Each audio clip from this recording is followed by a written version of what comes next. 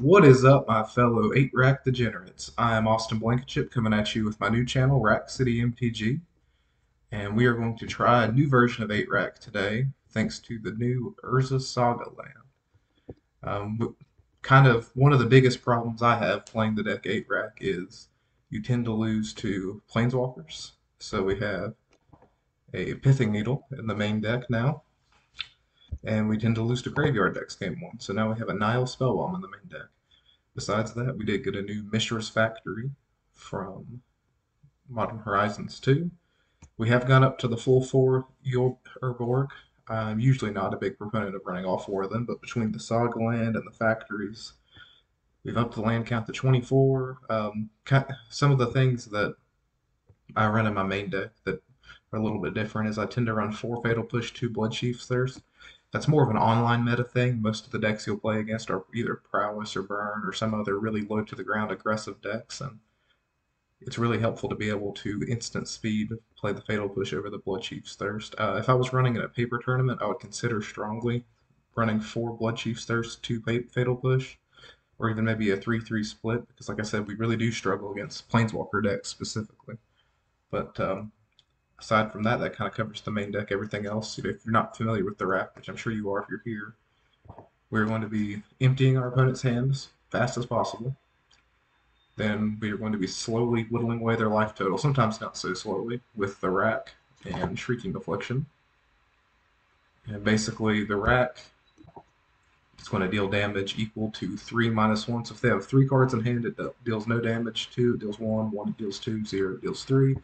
Shrieking Affliction only deals 3. Well, they lose 3, which is sometimes relevant. It was relevant in the last week. And that when they lose 3, but it only matters if they have 1 or fewer. So if they have 2 cards in hand, they don't lose any. So I think the rack is a slightly better card. So when I cut cards from my deck, occasionally I'll cut 1 to 2 of the Shrieking Afflictions. Today I'm trying all 4, but especially with the Urza Saga now, we might not need 4 of these. I'm a big fan of Smallpox for many, many reasons. I'm thinking about making an entire video just on why I think Smallpox is the reason to play the 8-Rack deck. But there are some metas where it's less good, and if you're like me, you want to play 8-Rack in those metas anyway. So there are metas where you consider cutting it, but often it's probably, if that card is not functional, it's probably wrong to be playing the deck if you're playing it hyper competitively. Looking at our sideboard, something a little bit different here. Usually I run 3 to 4 Pithing Needles on the sideboard. Everyone's kind of trying out some wild things right now, so Pithing Needle, especially blind naming Pithing Needle, is much less effective as it usually is. We often, 3 is usually my minimum, between 1 in the sideboard and 1 in the main deck. I think we have most of our really bad matchups covered still with the Urza Saga. We have a couple surgical extractions. I usually run at least 1 main deck, but like I said, we're trying something different today with the Urza Saga. Some Plague Engineers. Of course, they just very good value overall. At worst, they could put pressure on our opponents, like keep them from getting any excess value from their Snapcaster mages, or they can be a blowout against certain decks like Goblins, Elves, etc., etc. Sedgemoor Witch, it's a new token from Strixhaven. I'm kind of trying it. I've actually yet to cast it yet, and I've played 3 leagues with it. I've only sideboarded it in maybe once every 2 or 3 matchups, but the times that I have sideboarded it, I haven't seen it any, so we'll see. Hopefully we get to check that one out today.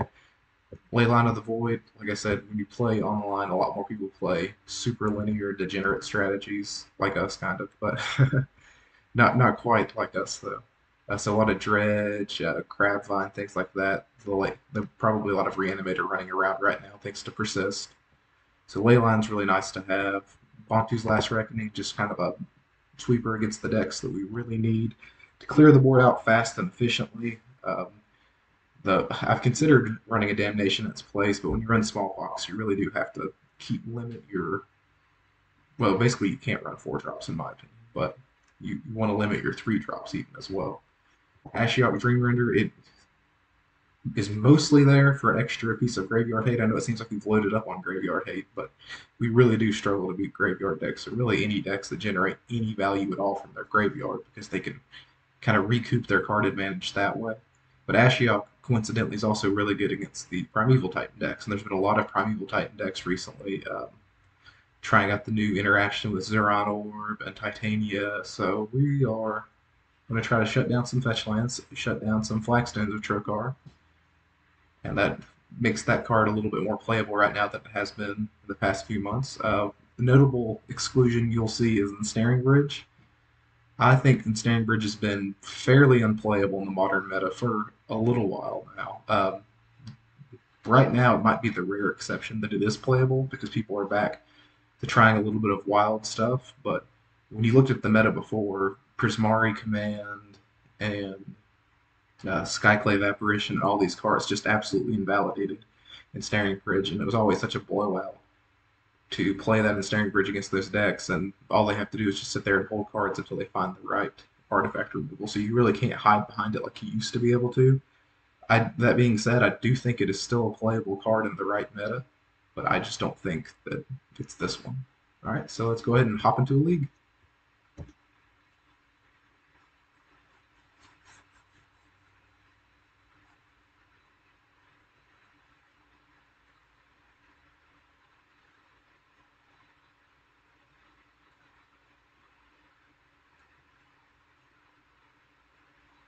The queues have been running exceptionally long for as many people are active right now. The past few days, I've noticed like you're lucky to get in 2 or 3 minutes, and in the past, you only have to wait about 30, 40 seconds. Maybe that's just me, but if anyone else notices that, let me know. There is my one trophy there, playing 8-rack earlier this week.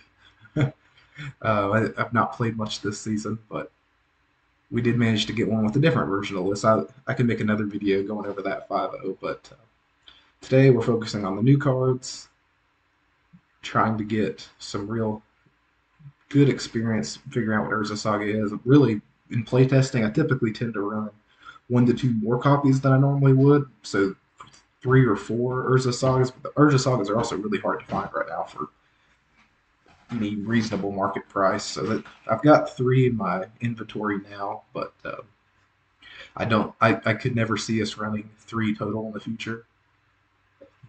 But we'll see. Urza Saga does a lot of neat, tricky things. Gives us some main deck outs to some really bad matchups. All right, here we go. Let's queue up.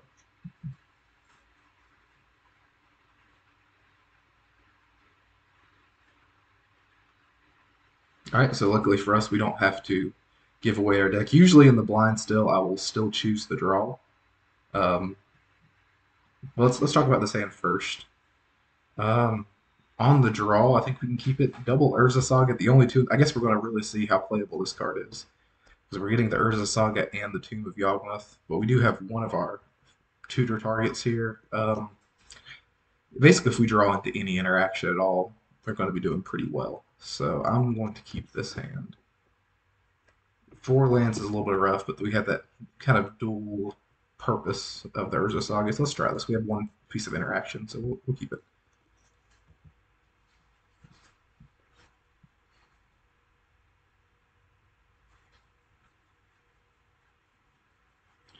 I'm not sure I'm familiar with what our opponent usually plays. The modern community is a little bit bigger than I play a lot of Legacy and stuff, so we usually you just see the name in Legacy and you immediately know what you're up against. But today that's not exactly the case. Okay, so Utopia Sprawl. Let's see what color they name. White. So we're probably actually against Heliod Company. So this Pithing Needle might be good. And Smallpox is exceptionally good. Let's lead on Urborg here. Okay, well, so oh god, this is going to be one of those where we screenshot and really just have a lot of fun with with this Smallpox. I kind of want to leave them the fertile ground. They'll probably just scoop to the Smallpox, I would say. But let's take out the Phyrexian Unlife. If they top deck a land here, it kind of stinks. But oh man, that does stink. So there's the Stephen champion. We do have the Pox. I don't think we particularly care about. We'll So this kind of the sequencing with Urza Saga is kind of the thing that we're getting have to get used to here. So right now we can tap for black with Smallpox, but that would mean we sacrifice it to Smallpox more than likely, or we could just sacrifice the Urborg. That might be the play. Let's do that and let's sacrifice the Urborg to the Smallpox. So really it doesn't matter. Smallpox them. Really was hoping that they didn't top that land there. That would have been absolute blowout. Pitch the Pithing Needle. It might be relevant, but it's the worst card in our hand right now. There's an argument for the swamp, but I think that we really need our lands to maybe make some good use out of this Urza Saga later on. Which I guess, like I said, the sequencing here is kind of rough because it's hard to know for sure. Okay, let's see. Oh, getting fertile grounded. That's good. I don't think that they know that we're on the rack just yet. A neat little trick right here in your main phase. So normally this would not be able to tap for mana without the Urborg, but you, in response to this trigger, you can just tap it for a colorless. We don't need to do that because we have the Urborg in our hand, but it's helpful to know, I think.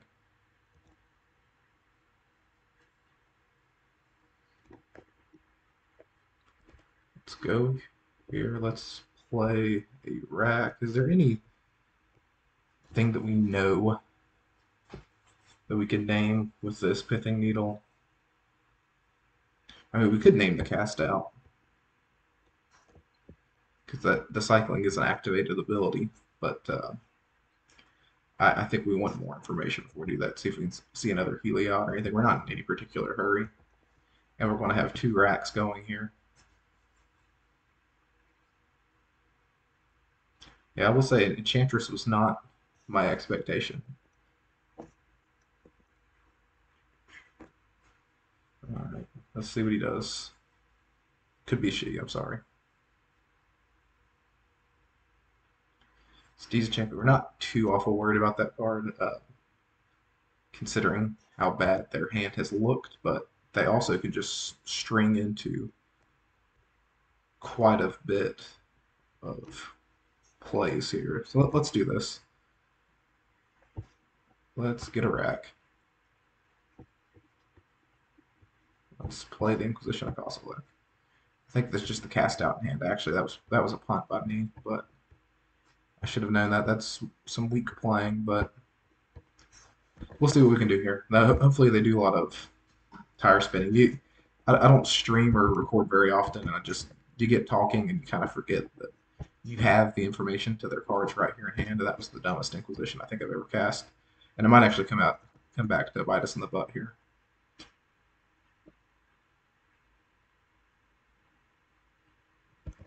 Okay, we're not too worried about Utopia Sprawls and stuff. I know that does get to draw them a few cards. The champion could be a problem. We have a lot of time. This thing, I don't know if anyone plays standard who's watching. It can get out of hand pretty quickly. So the ideal top deck here would be a Pox, so we can take care of a lot of their mana and take care of their threat in one swing. But right now we are losing the race, I think. Um,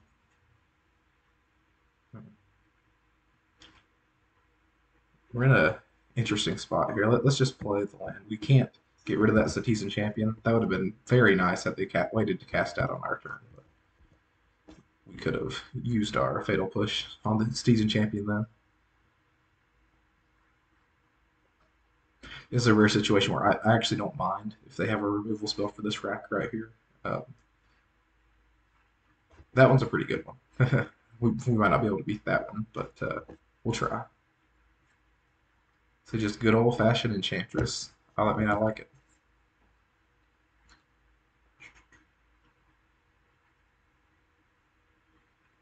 Oof, that is not good for us. Let's see.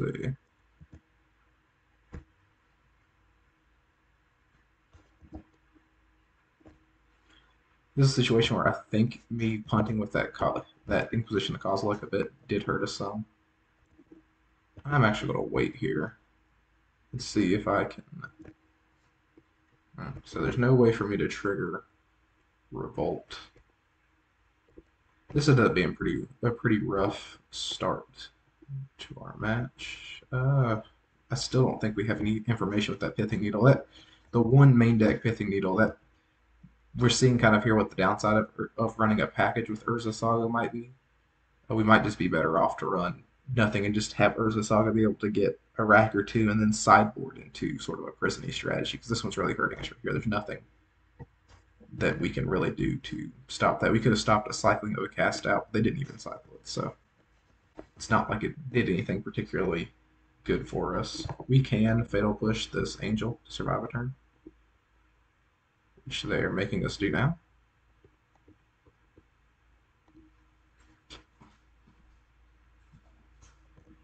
I think if I was them, I think I would have tried to cast a lot of enchantments in my hand first to see if I could pump that up to a 9/7 on its own. I guess it'd be 9/11 on its own. Okay, so they're just passing the turn. That's pretty good. All that means is they've got another cast out more than likely, but we're a bit flooded here. The 24 lands is kind of tough without. Let's see. Our sequencing with Urza Saga, this is kind of a learning process too. We might have played that a little bit too early in the game. We've lost the game here, but we're just trying to get a little bit more information if they're willing to give it to us, and they're not. So we'll move to game two. I think this is a deck that we're playing against that we definitely take the draw. So we maybe could have won that game had I been able to get that Citizen Champion earlier on. But ifs and buts. They have the Hall of Heliod's Generosity, but I don't think that's quite enough graveyard hate for me to bring in the Leyline of the Void. Ashiok's interesting because they do have fetch lands, and it is passive graveyard hate. I'll be honest, I just don't think that we need the Pithing Needle at all this game. What'll end up happening is there'll be a Sterling Grove or something, and me regret that, but I think we move that over. The Nihil Spellbomb, I'm not sure about. This deck's a work in progress here. We still have a couple of these. I'm not sure if they're better off in the sideboard or not. The Sedgemoor Witches, I don't know if they should come into this matchup or not. They've got blanket removal, so it's not like we were expecting them to take out their creature removal and then us be able to just play a Sedgemoor Witch and win. I do think we need some Bontu's Last Reckoning. This is an interesting spot where if this deck becomes popular, we're going to have to consider putting Feed the Swarms back in our deck, and that would be a bit annoying because that's a fairly bad card, but if you're in mono black, you kind of need it. Leyline of Sanctities. I guess that's the question right here is how sure are we that they have Leyline of Sanctities in their sideboard? Probably, almost definitely. If they're Enchantress, so let's hedge against that a bit. This might be just an awful matchup that we're not playing against a meta deck at all, so there's no preparation in our sideboard for something like this. But that's kind of what happens the first couple weeks after a set comes out, but especially one like Modern Horizon. I think we're going to rely on the board wipes a little bit. Spellbomb's okay. Let's hedge a bit against them having Leyline and try to eliminate some dead cards out of our hand. I think Inquisition's just a little bit worse than Thoughtseize. They're kind of a critical mass deck. Let's bring in the witches. That might give us kind of infinite chunk blockers to hide behind a rack or something. That might be the way to go. And I've not got to play that card any yet, so I'm bringing in all three of them. Like I said, we're going to take the draw. Try to do it kind of quickly. Okay, so this is not a bad hand if they have Leyline. It depends on how aggressively they mulligan here. The fact that they're not snap mulliganing it, so making me think maybe they don't have Leyline, so let's mull. Or they're not mulling to the Leyline. That's saying it's patently worse, but we do have another draw step, so let's send Liliana back. We have quite a bit of lands in our deck, and all we really need to hit is 2 here. Okay, so no Leyline's really good. I think that's why they were hesitant to keep it. Their hand must look to them really, really playable if they did not mulligan to a Leyline. Okay, I don't mind that too much. It's a bit of a if we miss a third land drop, that's awful for us here. But or second land drop, I mean, because then they kind of start going off. Card kind of lines up perfectly with our removal in the worst possible way. Okay, so there's something. Let's think about this. Is there any chance that we lose something on their turn? Let's play a rack because the second rack's not really doing anything right here. And if they cast out on their turn and remove this rack, we can fatal push and kind of get them. I think that's we don't see that in their hand, but I mean the rack's not doing any damage this turn regardless. And if you miss a land drop anyway, we're not going to be able to hit that Lily. So we'll see. There's an argument maybe of not taking the champion there, but this thing just draws so many cards with our reckoning. I think that's what's happening to us. I think that we're going to get. Yep. So I get one play where I look like an idiot, and one play where I look like a genius back to back. So that's nice. So I think that we can stifle this card draw. Well, let's look at their card. I don't. Probably not actually, but we'll see. Because it's two separate things. So yeah, they still got the card draw. But so now we look a bit smarter than we actually are by making that play. Third land would have been probably the end of the game right here, but now we can play that, play it with the rack. We start kind of chipping in some damage. Awesome, awesome. Ooh, a lot of 3-drops stuck in our hand, which I kind of knew this would happen when I kept this hand. I'm surprised they didn't put something back on top of their library. I guess this isn't an enchantment creature. It just very much so looks like it would be one. Third land here. I think we're going to go Liliana the Veil. Or, what's the likelihood? We only have 2 of these, because if we uptick, we'd have to up, down. Let's play the Sedgemoor Witch. We're not playing this card to not get some reps with it. This is we're in kind of the pony mirror anyway here, so this game's not exactly good for playtesting anything else. So let's see if Sedgemoor Witch can do anything.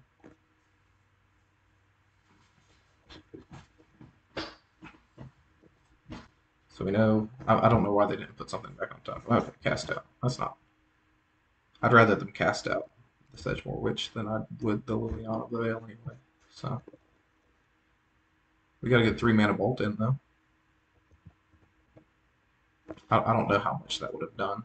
We would have had to draw on a land and no longer care about it. Okay, we're saving that Pox. Or are we? Let's think about it. I think we're discarding the Pox actually. I want them off those lands, but this is just too important. If we were running 3 or 4 of these on the sideboard, like that card is only out to them top decking that stupid 5-mana enchantment that makes the angels, and we only have 2 of them. So it's kind of one of those problems with rack against creature decks is you'll get in these situations like this where you don't really want to be discarding cards, but you have to be upticking with Liliana because they're not doing anything. Okay, they're kind of spinning. That one's kind of a tighter spinner, so we're not too worried about that card with the Liliana in play. Okay, so this is... Ooh. If we do that, we'd have to discard the Bontu's Last Reckoning, so let's just pitch the Thoughtseize for now. The greedy 8-rack player in me really wanted to Thoughtseize then uptick and make them hellbent, but let's be smart. Let's do this how... let's just try to play as tight as we can today. What are you doing? You putting something on top? No? Okay. Like I said, they can spin their tires all day. I'm okay with that. As soon as now they're drawing 2 a turn, so that's a little more frightening. But okay, well, now we're close to a Liliana ult too. And that would be fantastic. So now we absolutely cannot discard that other Bontu's Last Reckoning.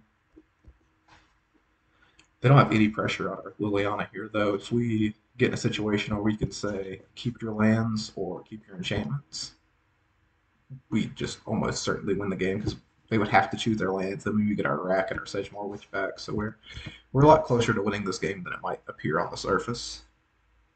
Because I'm sure they have no hasty way to deal with Leon here. They might be able to remove it with a cast out, but okay, that's fine. We can erase that all day. So let's boom, Lily ult, move. Yeah, let's just say lands versus enchantments. Because their enchantments don't do anything if they can't cast their spells. And we're going to put these over here just because if they choose the... yeah, let's just do that. Lands versus enchantments, you choose. I would imagine this would cause me to scoop if I was the opponent, but okay. I think they made the wrong play there. And now I'm going to use this because I don't think they're casting anything anytime soon. Get rid of that. It is that is our one out, but they're not getting to 5 mana this game now. They made a mistake right there. I think the only smart thing they could have done right there would be keep their lands. Okay, so there's a Leyline of Sanctity. Maybe I should have held that land for a Raven's Crime so that they couldn't get in that situation where they start holding cards back intentionally. So, but I don't know why they wouldn't just play the Forest right there. Maybe just because they're trying to play smart around the rack. But I mean, they have to do something. They can't just sit there and do nothing all game because we are going to slowly chip away at them regardless here. My fear was just they would go Forest into Utopia Sprawl or something, and then all of a sudden have 2 mana after we did all that work to get rid of their mana. A Liliana right here would be amazing. Okay, Sedgemoor Witch. That increases the clock significantly. This card's look good this game. Even with the Smallpox. And it's important to know that you can cast a Smallpox into this because the Pest trigger triggers before. Okay, so there's a concession. Woohoo. I think maybe we should be 2-0 right now, but we live and learn. They do, so we for sure saw they have the ley lines. So we want some number of, I think Inquisition's bad. They have so many 4 drops, 5 drops. Let's take that out. Maybe we can get them with a surgical extraction. If we smallpox or something and get like a 2 or 3 for 1 there. So let's go with that. I know that a lot of people tend to not bring in surgical in matchups where they're not doing a lot of graveyard stuff, but they're doing some graveyard stuff. And it can sometimes be a 0 mana 3 for 1, which is obviously fantastic. Let's see if they okay, they kept pretty quickly. I'm thinking that probably means they have a Leyline in their opening hand. And yeah, here it is. But this is kind of our hedge against that card. Hopefully they kept a bad hand outside of the Leyline, though. And we could. That did make us discard 3 cards, essentially. I mean, there's no point in doing anything. We just play the Shrieking Affliction here.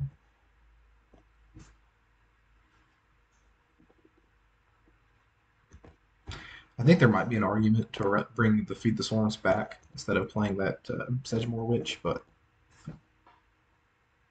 we'll see. This is kind of the perfect barometer for it. Leyline of Sanctity is not exactly the nuke that I think people tend to believe it is against our deck. Like, we have a lot of sacrifice and a lot of mutual discard things. Like, it's not just play Leyline and win against us. I won a game against Vogels the other day where they had 2 right out the gate. Let's play the Witch. They probably have a removal spell for it because they've kept a really, really slow hand, but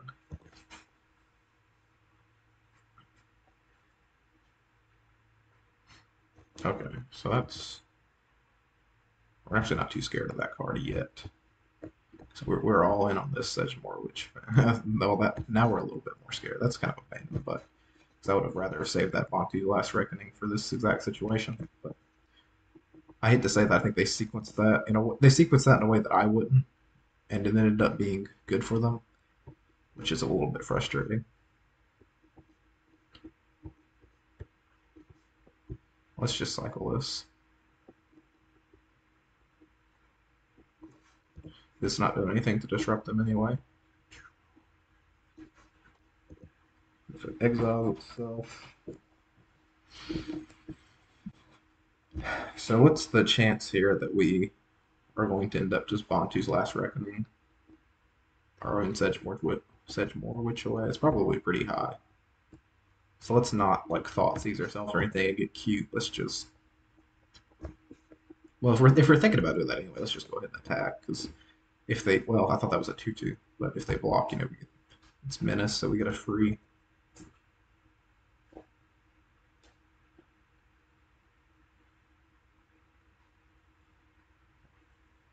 Okay, so now we're definitely pulling the Reckoning on. We're probably going to wait one turn, but I'm not. This card, just the card draw, is annoying, but until they get something like a Citizen Champion down, I'm really not worried. Their clock is horrifically slow. I think we just start emptying our hand a little bit so these Lochthwains don't kill us. This is tough. We could fire this Bontu's off right now, but like I said, neither of these cards scare me at all. They if that's their game plan, they'll deck themselves before they kill us. So we have to hold out for a Citizen Champion or something like that. If they slam the 5-mana enchantment here, which they probably will. Yep, there it is. We probably can't win now. But we'll try.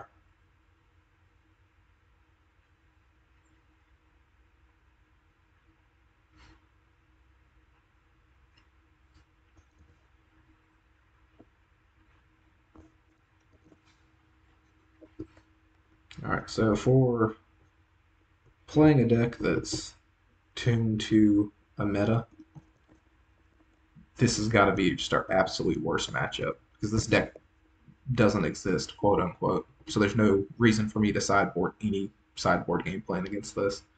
And enchantments are naturally our worst matchup anyway. But we'll see how this goes here. We're probably wasting our time.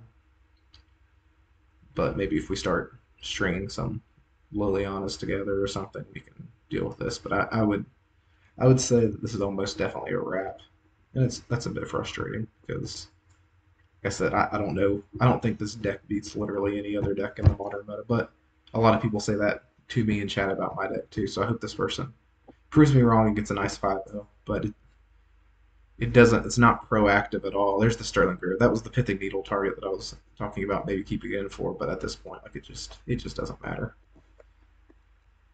And Snaring Bridge wouldn't have been good in this situation either. Um, yeah, because this is the exact scenario where Leyline Sanctity is a we lose the game card.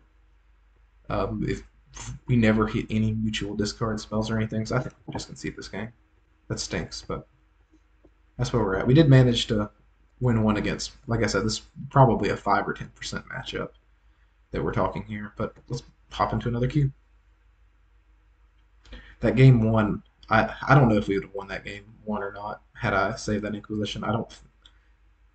I like to criticize myself and think that that had I done that, had I played better, we would have been 2-0 right now. But and 1-0 for the league. But looking at the situation, it didn't really matter too much anyway. They cast outed our rack, that was our clock. We never drew anything to deal with their creature that was beating us down. We never had a way to disrupt their mana, play that clunky 5-mana spell. So we're just. Alright, so this is another hand where we get to playtest the Saga a little bit again. Hopefully, their creature deck. Almost every deck in Modern's a creature deck to some degree. Even control decks, Fatal Pushes aren't dead against. So you have Snapcasters and things like that to deal with, or Sharp Typhoon tokens, but they're not very efficient against them, though, that's for sure. I don't think this. Yeah. Okay, this card can't be Thoughtseize. They couldn't Thoughtseize a land right here or anything.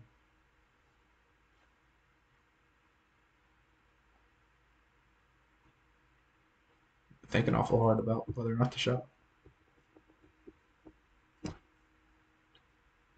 Tells me that they're probably a control deck who's probably, or some sort of deck like that, that's either considering holding up a Fatal Push or Opt, and probably trying to figure out what the heck type of deck would have taken the draw intentionally. So most people don't even notice those. So, and a lot of people will end up skipping through their turn if you do that, which is not my intention. But okay, so they passed main phases, then thought 16. I don't know why that took 2 minutes to decide that, but maybe a lot of my trophies. Sometimes people will look up your username. A lot of my trophies are things like Burn and Crabvine and stuff, so they probably looked up my username and saw that a lot of my play was with these very aggressive decks, or considering, oh, do I really want to fetch Thoughtseize against that deck? That's probably what was taking the time, but we'll find out what they're on right now, though.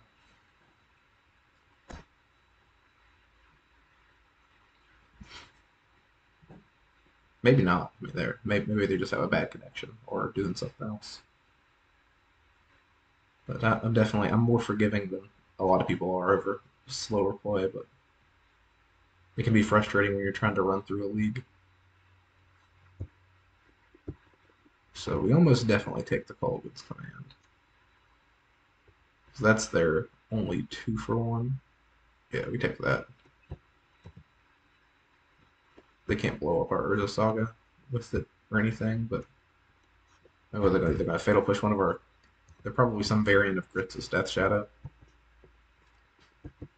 So if they're going to take one of our interactive spell pieces, a Gurmag Angler is the only thing that we really would struggle with here. This is usually a pretty good matchup for us, but we'll see. Okay, so there's the Thoughtseize, and it probably means the Thought Scour is incoming. On our turn, if they don't take the Spellbomb here, we're almost definitely firing the Spellbomb off without really thinking about it. Because these 3 cards, if they are in Grixis Death Shadow, I imagine they take the Spellbomb. Because they know taking one of these cards really does nothing for them to help against the Death Shadows. But yep, that was the right play. But that would have helped keep them from getting an Angler, or if they're running that new stupid 2-mana 8/8, essentially. Um, Now we're in a weird spot where we got to think about whether or not we even want to play this card out. I think we do, because at the worst we could get it rack. But if we draw into another land, we might not. Okay, now we have to, unfortunately. But it's interesting that that could die to enchantment removal, which is not the #1 thing I think people will bring against us, but we do have Shrieking Affliction, so if they saw that, maybe they would bring in like a Wear Tear. I'm not sure. Hopefully they're playing that big, dumb 8/8 now. Well, it's like a 7-mana 3/3 with Delve that gets counters, for instance, and sorceries. Hopefully they do that. They're tapped out. We top deck a land and we get them with the Edict. That's what I'm hoping, because these 3 cards are pretty useless if they're just casting. If their plan is to cast Death Shadows here. If their plan is not to cast Death Shadows here, excuse me. Well, it appears they did not hit what they wanted to hit. Okay, so that's good.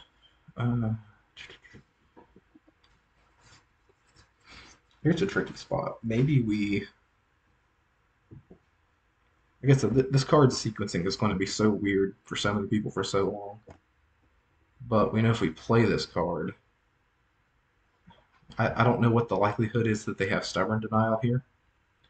And we don't get Stone Rain on our upkeep quite yet. We can still tap this for black thanks to the Urborg. So I think we'd rather have a guaranteed 2/2 in play than leave ourselves a chance of getting blown out by a Stubborn Denial. Because then we have a 2/2 to apply pressure and a rack, and then a handful of removal spells. Because you know that will become a 2/2 with the rack. Okay, so they probably don't have any Death Shadows if that's the way they're fetching. I mean, they might draw one now, but I would hoping that they draw a non. Okay, well, there goes our Liliana, which kind of sucks. Maybe not. Maybe yeah, that's what I would play too. Take two, but I think we played around the right thing still.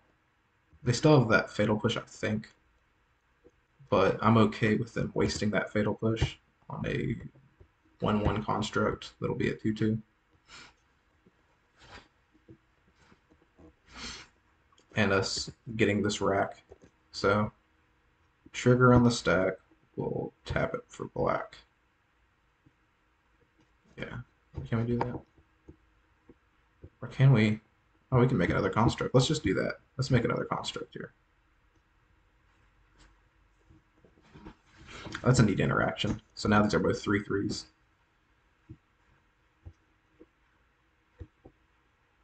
Ooh, if we knew, like they'd already cracked with their Bloodstained Mires, but that's a really interesting interaction to keep in mind because there's no cast, so they can't crack their fetches in response to a Pithing Needle. So you could hypothetically just get them with a Pithing Needle in that situation with that trigger up. So that's something if you're watching this to keep in mind that you might be able to get one of those little cheap, like, oops, got you with my 1-up in my deck. Now you're triple Stone Rained or double Stone Rained. This game, this card's looked very good. Yeah, we knew the Fatal Push was coming, and that's fine. We have a lot of reactive value to what they're doing. So hopefully this next turn, maybe we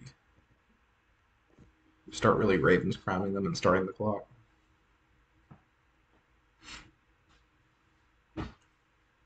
That's a neat interaction with Urza Saga. I didn't realize you could activate that ability while the third war counter was on the stack.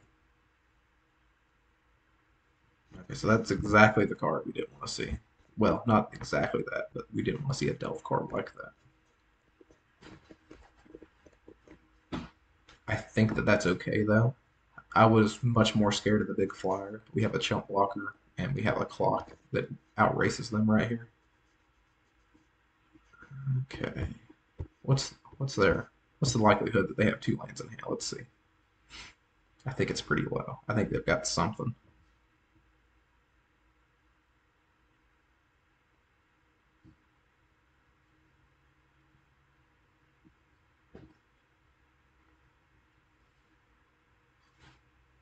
I think they have a Stubborn Denial.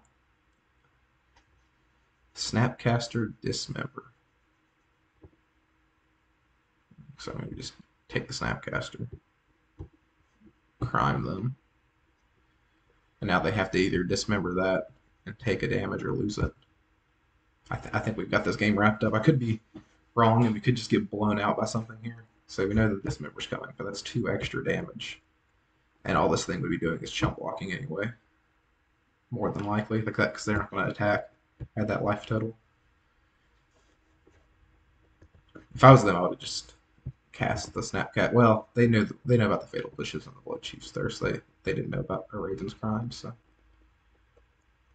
All right, so I think we just about have them here. Like maybe a Culligan's Command gets them out of the situation, but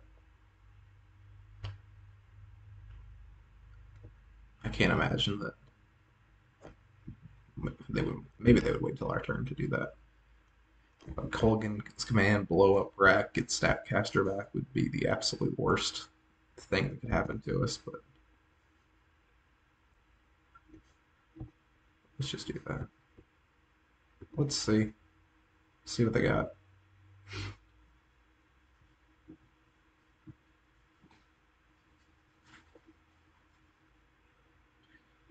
Nice, nice. There was a stubborn dial. So that's we got there. These cards are very often hard to beat, and if they would have gotten that like a turn or two earlier, this looked like we really handled the game, but it would have been a completely different game. All right, this is usually a pretty good matchup for us. I'm not sure if we want Ashiok or not, and the reason being is that we don't want a whole lot of 3 mana spells from the Stubborn Denial. Something interesting we could try. I think we might just try the Witches again. It looked okay against in the last game, but I think they're going to be immediately taking their, or at least strongly considering taking their Fatal Wishes out. I think the Nihil Spellbomb is all the graveyard interaction we need. So that's this is kind of one where you would consider take. If I was against Jund Shadow, I would be bringing that Ashiok in, but against Grixis, they just have too many instant speed tricks and things that a 3 mana Planeswalker that doesn't actually advance your board in any way is probably not where you want to be against them. Urza Saga looked like an all-star that game. I was actually very, very impressed. Do we go down? Occasionally I'll go down lands in mid-range matchups. Let's go down a land. We might go down two. No, as soon as I keep a 2 land hand, I'm going to be upset if I went down 2 lands, but here we are. Anything that's not great specifically. Shrieking Affliction is better than the rack, so there might be an impetus to take out the rack here and 1 land. One rack, 1 land, because we see that main deck Called Command. And they probably aren't going to be able to sideline away to take care of our Shrieking Affliction, so let's go with that. I think this is an easy keep, especially considering how well Urza Saga looked last game. This is probably something we're playing on turn 4 this game to really get good value out of it, but maybe not. If they look like they're going turbo Delve Creature here, we might lead on the Urza Saga even just to try to get them that way. That might be what their game plan is now. It's just turbo delve. If we can get a Nihil Spellbomb at the right moment. Okay, so that tells me they don't have a Call Against Command in hand, or they're afraid we'll take it, one of the two. Because I would have definitely taken the Shrieking Affliction between the two if I was in Grixis. Let's Thoughtseize them. So Thoughtseize, there's a Stubborn Denial, there's a Death Shadow. Weirdly enough, I think we take the Thoughtseize here. Because that Stubborn Denial turned off, and us knowing about it is so much worse. Like it's hard to emphasize how much worse that is now. We'll see if he top decked a delve creature here, we might be in trouble, but maybe not.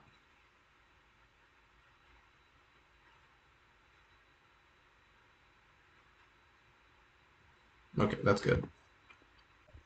So now next turn I'm probably going to play the Saga.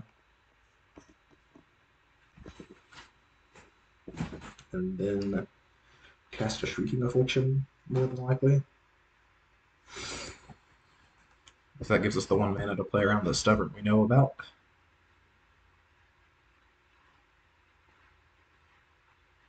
This is a fun game. I really appreciate people who kind of grind old decks that they became a good Magic player with. That's kind of what a lot of 8-rack players experience too, is that you're playing a deck that a lot of people might consider older and out of date, but when you play against it, it still functions super well. But this is a very, very, very hard matchup for them against us. Okay, so this is pretty straightforward, I think. Play the Saga. The trigger goes on the stack. It doesn't really matter too much. Play the Shrieking Affliction. That gives us a way to play around Stubborn Denial. And now we have a clock, and now we can even generate another clock or two. I actually was kind of not very enthusiastic to play this card. This card has looked insane every game we've played it, like absolutely insane.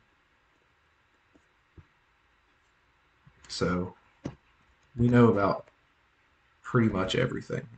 Ooh, well, we don't want a smallpox. That's not the game plan we're on. We have multiple fatal pushes up. Let's play a factory. Let's pass with the fatal push up and the ability to make a, well, 1-1, eventually a 2-2, maybe a 3-3. That interaction's the thing that's actually so good, is that you can do that, do it again. Like it's looked borderline unbelievable. There's a chance here we just get Nihil Spellbomb. I think that is what we get actually.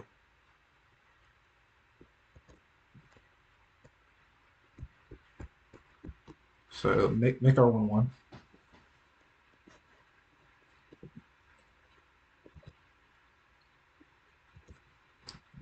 There's so many good. Ooh, yeah, we're not playing into that stubborn denial. Make another 1-1.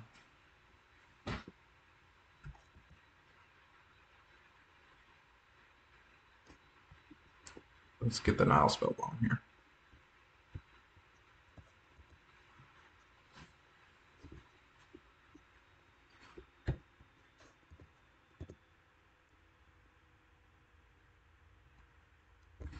That way, because we're covered on all bases against like a Death Shadow.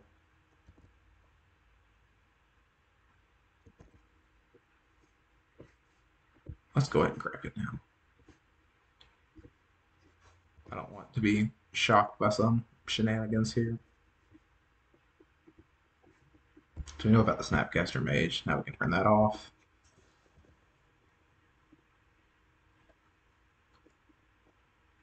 Okay, we got a Sedgemoor Witch. That'll be interesting. If we draw a land, go Witch, push, I don't think they can recover from that.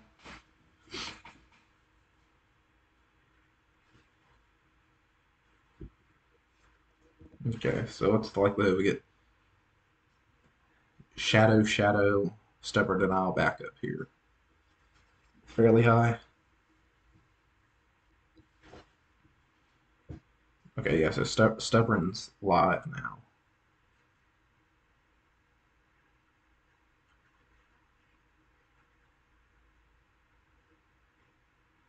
Okay, so I'm not worried about one Shadow. Two, we might start getting a little bit concerned about, though. So this is easy. Make them blow the Stubborn Denial. They have to blow it.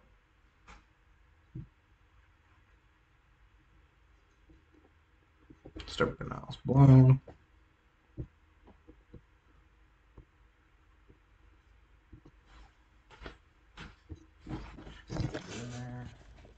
All right, so this is the trickiest part, is figuring out which factory is which.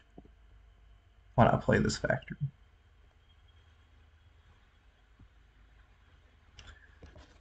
I think it's the second one, but I always get it mixed up. Okay. I think the rule is it's always the second one, but we'll see. This has actually looked really amazing. I'm definitely going to put this on YouTube now just to showcase how good Urza Saga is in this matchup. With the Mishra's factories now too, like it pumps these guys. I think we're going to get a concession here more than likely. But I don't know the contents of their hand. Maybe they're looking for a way that they can go Shadow, Stubborn Denial, back. Even then, that doesn't get them anywhere. Okay. Let's give our opponent the GGs. I like their deck a lot. I think our deck looked amazing in this game. So let's. He's not responding to me, I don't think. So, or she. So let's. Yeah. He doesn't have anything to say. So we'll get out of here. We'll queue up again. That looked really impressive with Urza Saga there. The way that you have to sequence to play, or excuse me, the way that the rules work apparently with being able to activate that while that other trigger's on the stack, and you can basically make two twos out of it. I don't know, maybe other people saw that, but for me, that's new, and that makes that card infinitely more playable in our deck. Like that's like to describe how much more playable that is. We're talking two. It's so much more playable because a essentially 3 mana 2/2 is not very good. Two 3 mana 3/3s and get a rack is really really good clockwise in our deck, especially with Mishra's factories now that can pump them up because they are artifacts. That's everyone's explanation of why Mishra's factory is better than Mutavault, even though it dies to artifact destruction, is always that Mishra's factory can block as a 3/3. But we definitely have found a second reason now that that card has looked unbelievable. Even if situations where we might be able to just tap it for itself when we don't have the mana to activate it and attack, just to make both of our what do they call them constructs a little bit bigger. That would look really really good. Yeah, I'm very happy about how that match went. I'm definitely going to playtest another league where we add a third Urza Saga in. I think. I don't know if we go all the way up to 25 lands to do that. We probably don't. We probably just cut a swamp or a castle. Maybe we just cut a Castle Lochthwain for it.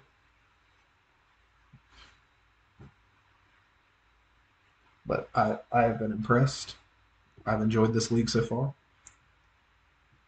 We managed to win a match against probably what would be our nightmare matchup, which is a deck that could be running Leyline of Sanctities main deck, and we beat what I think is probably maybe our easiest matchup of all time. Period is Grixis Death Shadow. Like it, prowess can be tough sometimes. Like I lost a prowess the other day, and be honest, I don't lose to that deck very often because it's pretty. We just have so many ways to interact with their creatures, and I'm pretty metagamed towards it with my list. But when you take what the shell of prowess used to be, which is kind of what Death Shadow is, and like slow down the clock like 3 or 4 turns, it's just insanely easier. We manage our resources so much better. It's just, and not to mention Death Shadow is a hard deck to pilot, but I didn't. The guy playing it didn't seem to make any mistakes or anything to me. It's just a very very bad matchup for him. This is the queue times that I was talking about before. Like it can be frustrating because for whatever reason, if we when I queue up in a legacy league, I play a lot of Cloud Post mainly in legacy, but when I queue up in a legacy league and there's 300 people, and almost every match I get a match found in 30 seconds, and there's almost 1,200 people in these modern queues, and you're sitting here waiting for like 3 or 4 minutes straight. It's just horrifically boring, and it can be frustrating. If I'd known it would take this long, I would have got up and grabbed me something to drink or stretch my legs a little bit. I might do that anyway, but well, as soon as I say that, now we max punished, right? We get to sit here for 4 minutes, and then when I decide to get up, that's when we get the queue back up. Uh, this is a hand. I think we keep it just because the Raven's Prime is good enough that we could just maybe deplete our opponent's resources. Okay, against Joan, that was definitely the right keep. Okay, another Raven's Prime. I really wish that was a Thoughtseize because a turn 2 Ren 6 here would be very, very good against us. That discarding of the mountain makes me always think they're going to get turn 2 Ren 6 here.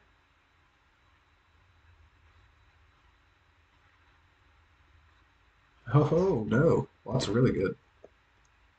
That's exciting, even. Alright, let's play the Raven's Crown Go Burr game. Deplete their resources as fast as we can. Then pitching that Fatal Push is really nice because they don't know about either of our man lands. Well, a man land and a pseudo man land. That's the one card that really did not want to see here. This will be another test of how good Urza Saga is if we can put pressure on this stupid Ren 6.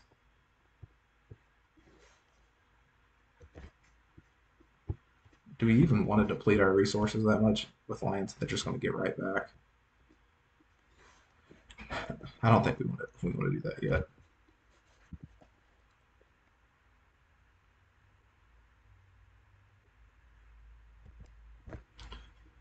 So what do we think the likelihood is that they just start holding lands in hand and not playing their deck? I imagine it's kind of low because they're very land intensive, but the fact that they don't have any fetch lands in hand is really not. Oh yeah, we don't give a crap about Liliana. Ooh, we like some Liliana. I just think that I would have discarded that card if I would have known what deck I'm playing against. But maybe it's hard for them to know for sure if they're playing against a rack or not. I don't know, but I would not have kept that card, even with the little loop that it makes with Ren 6. Like we just don't care about that like, at all. All right, so we're pretty safe against like Ghost Quarter and things like that. Things against like Lily Edict here. Okay, so we lose our Fatal Push. They're being more aggressive about this Liliana ticking up than I would. I think we're the only thing I can think is maybe they have another Fatal Push, but we have a pretty good chance of killing that Rune 6 this next turn.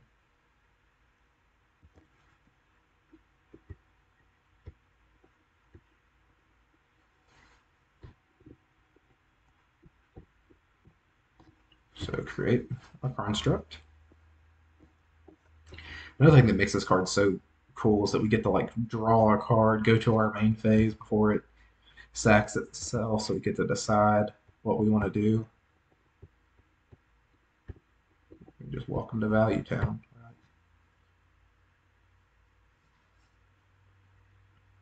That looks good.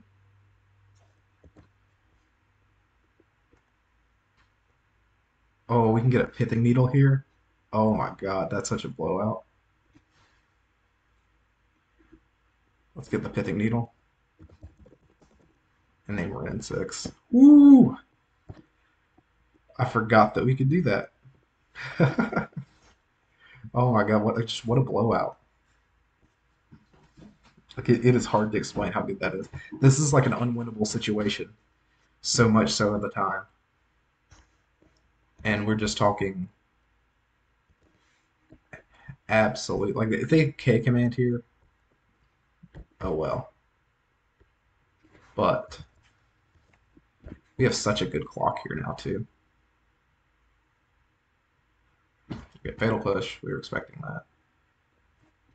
I mean they down tick the Lily to make a sack here, we still just kill it with the Mishra's Factory. Like we were in a very commanding spot, even. Okay, that's annoying. They would have abrupt decayed something else anyway, but so they almost definitely have to make a sack. They'll probably hold back the Raging Ravine like a blocker. I would think.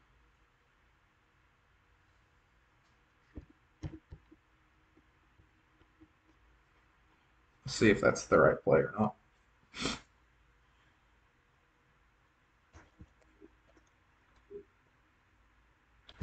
I think that he just missed that interaction. Normally, I would be a little bit slower and think maybe, okay, yeah, now we just sacrificed the construct, but we just effectively time walk them like 2 turns because of that, of getting that Ren 6 ultimate. Okay, we did not awful concerned about that either. Now the question is, do we start activating the Lochthwain or do we get in for some damage? Well, on one of their planeswalkers. I don't think we can win from that spot. Like, I don't think if we just attack the Ren 6 and just let it get that mountain back, I don't think that we could win from that. spot, so let's see if we can. Okay, well, we're gonna lose that land, but still think that was the right play.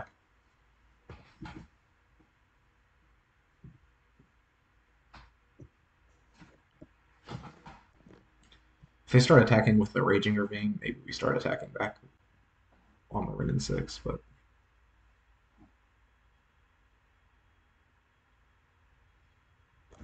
this is one of our hardest cards to beat just on its surface so often. That like I say, when you get into a modern league, like you can we've tuned our deck to what according to Goldfish is like 50-60% of the meta. And like we've not come close to facing anything. Okay. He's got the fetch land in hand. So I think we save that. Because we don't want to just have to discard the card to Liliana anyway. Let's do that. We'll just crack it when he activates the Ren 6, maybe? I'm not sure. Oh, that was. So what he could have done right there is activate the Ren 6, target the mountain, make us crack it to draw the card.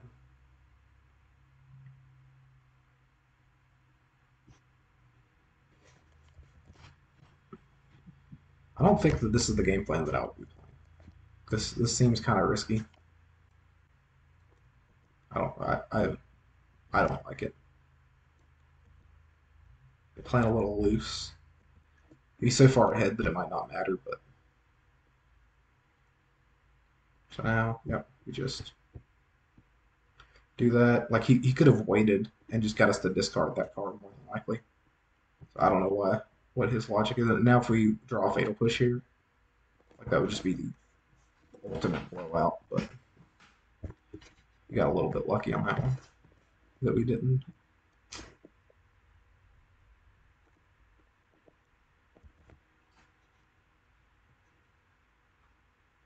Okay.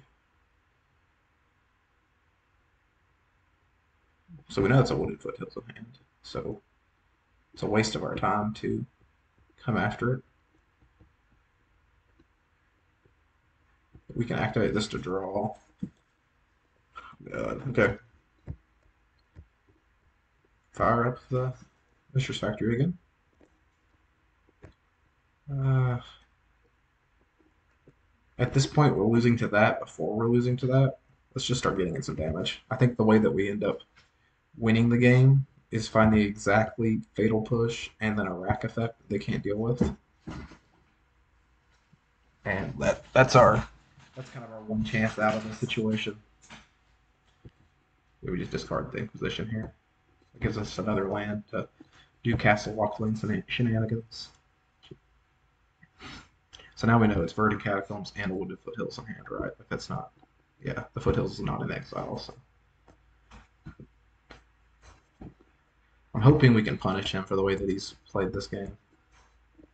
We do technically have another free turn with Mishra's Factory to block here. Okay, no we don't, because he can just deal one to me. Is there a way that we can get out of the situation? I don't think there is anyway.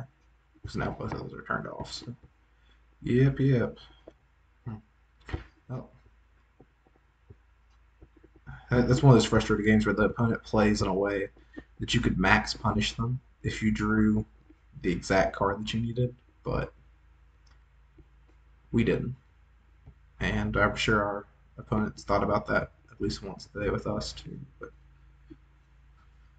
all right, John. They're probably going to take out some of their hand disruption, I would imagine. We need that extra Pithing Needle in. I think this is a Witches matchup. And then the question is kind of, is this a Plague Engineer matchup? Do we think they have Seasoned Pyromancer? They didn't really show anything, but really all they had was Ren 6. That's what won the game last game, and removal spells. So, let's see. The one kind of downside to Urza Saga right there is that we turned a lot of their removal that was just absolutely dead against us normally into live cards. And I don't know if it would have mattered or if that means it's net worse or net better. But that's something to like pay attention to too. Is that there were two constructs there that like their Liliana downticks and their fatal pushes and their things like that were like relevant against that normally like we just wouldn't care. Even if they pick off a factory with a removal spell, we usually don't care. But it makes them a little bit more alive. Uh, we definitely going down two lands. This is the matchup I talk about where it's like you go down just two lands because you know the game's going to go to like turn 7, turn 8 minimum.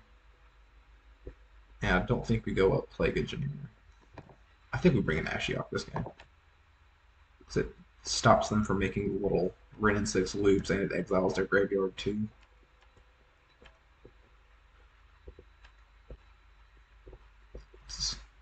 Witch dodging Fatal Push makes it playable, I think. But let's go down 2 Inquisitions, 2 Raven's Crimes. I think that's the number. Because we want like exactly 1 Raven's Crime. Last game we had 3, 4 Raven's Crime in the graveyard. It just was they just weren't doing anything because the hands got depleted so fast. Oh god, this is like the perfect worst feeling hand to mulligan. But like I'm not we went down 2 lands, like I'm not keeping a 1-lander that comes into play tapped. Like it's just not doing that. This one's significantly better. Let's put back the Fatal Push because we have the Pox to deal with a creature if they have a creature.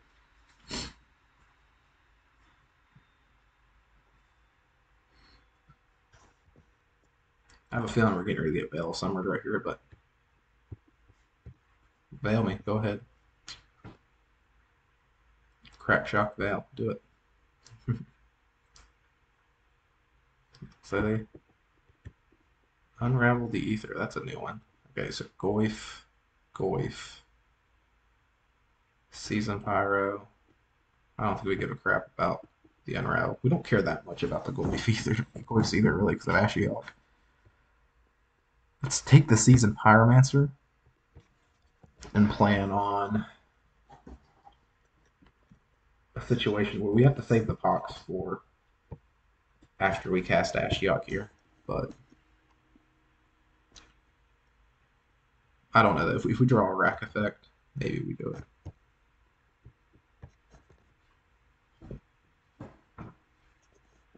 So definitely good Coif right here. Yeah, we knew that was coming.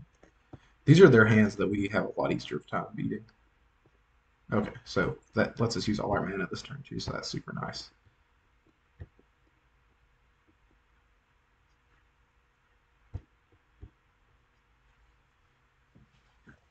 It's a double Shrieking Affliction. They haven't unraveled the Aether for the first one. Yeah, that's not a... Yeah, that only gets 1. There's no like Force of Vigor type effect where it gets 2. I'm sure that's a sideboard card for the stupid Heliod deck, but Goif, we knew that was coming. That was the correct play. Okay. On their part. And for 3, we're really not too awful scared of these Tarmogoyfs right now. We can get rid of that Seasoned Pyromancer with this Ashiok too. So don't have to worry about that. Oh, we got another Ashiok. That's just amazing, actually. So now we mill them so that we don't pump their Goyfs.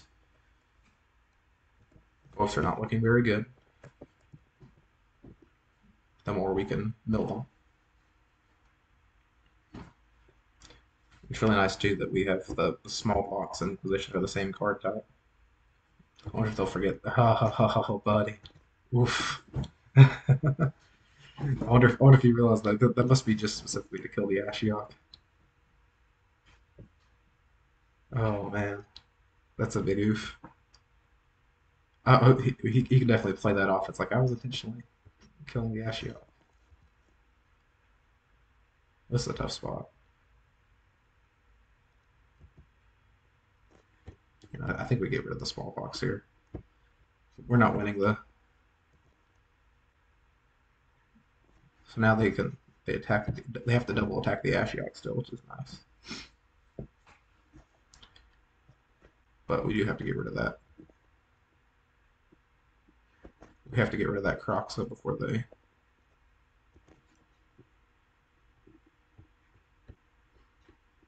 bring it back.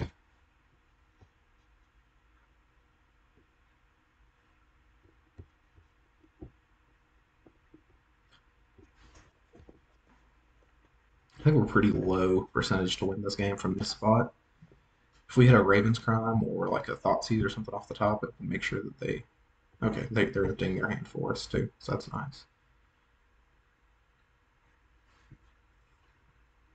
Bloodbraid Elf here would be rough.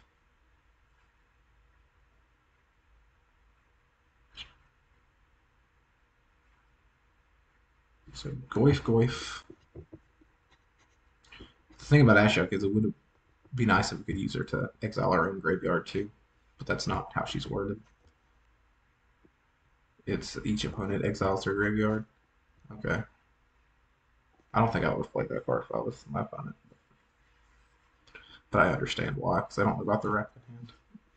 Because they're probably looking at the situation and like, okay, if I have to double attack this Ashiok here, I'm now losing this race, which is exactly why we played the double Ashiok in this situation. But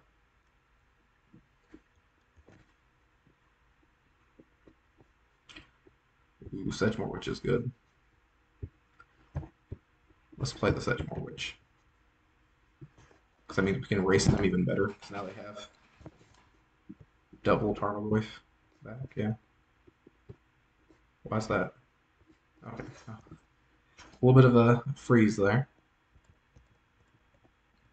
So if next turn if we have any sort of a one mana, either Fatal Push, Bloodchief Stirs, something interacts with the hand, and then the rack on top of that. Oh, them just making us discard. It's just as good as us. Oof. So now that pumps the voice too. That sucks. Nihil Spellbomb exiling our own graveyard would be about the best thing we could draw here.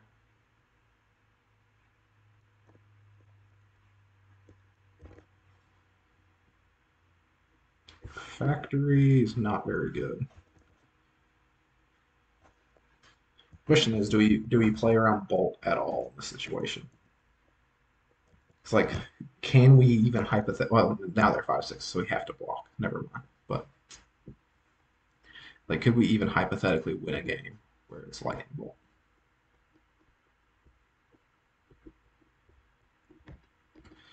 We know we can't get Abrupt Decayed. That's kind of big. Um, that was a rough one. That we did everything right there, and it just too many 2-for-1s by our opponent, and we didn't. The K command at the perfect right time to kill the creature and make us discard.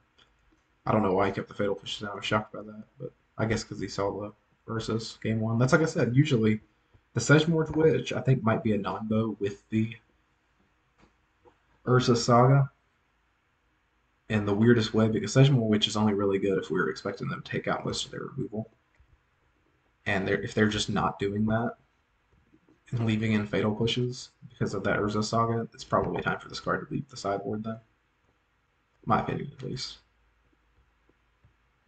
So rough start, 1-2. It's like I said, it's very frustrating. I'm sure it was frustrating for our opponents. You could tell they had well, probably not too awful frustrating considering they won, but they had sideboard cards dedicated to what the meta is supposed to be. But like just to show you in these leagues, like we've played 3 decks that probably cumulatively, if you go on Goldfish, make up less than 1% of the meta. Like all 3 of them put together probably make up less than 1%. So there's no there's absolutely no impetus at all to prepare for decks like that. And our sideboard kind of goes to show, like especially that match one, so frustrating, like to the point, like it's really not even worth recording this or putting this league up. I'm afraid of because like if you have to sit through match one to get to how amazing game like match two was, then the likelihood that you're even going to make it that far is so low that it's just very very frustrating as someone when you're trying to make any sort of content. But That's what you get. Like that's what's fun about Modern is that everyone can play their off the wall decks like we are, and that's why like I'm not complaining because I do it to people all the time. That's my thing. But when you're trying to play test cards against what you think will be like in your local tournament meta and stuff, and then people are playing decks that you just know that you'll never see like in 100 leagues, then it can be a bit frustrating. This is a really good hand. This is our like we're playing our regular 8 rack hand, and we like to do the discard and Pox You, and Fatal Push, Raven's Crime rack things. Like it's about as good of an 8 rack hand as you can get. Sometimes it's not good enough, but it looks very good. I'm not the type of player too who will look up, try to find players' usernames before when deciding mulligans and stuff. Like people do that all the time. That's very often when you see like the long pauses and such, but that might not be what this guy's doing right now. I'm not accusing anybody of anything, but I know that that's a pretty normal thing, and like that's not it's not even something that's necessarily even frowned upon. Like your publications are released publicly. Okay, that's kind of a good sign. Silent clearing into Inquisition. Maybe they're you think either like a black white or Mardu mid range deck, but there's no way to be 100% sure about that.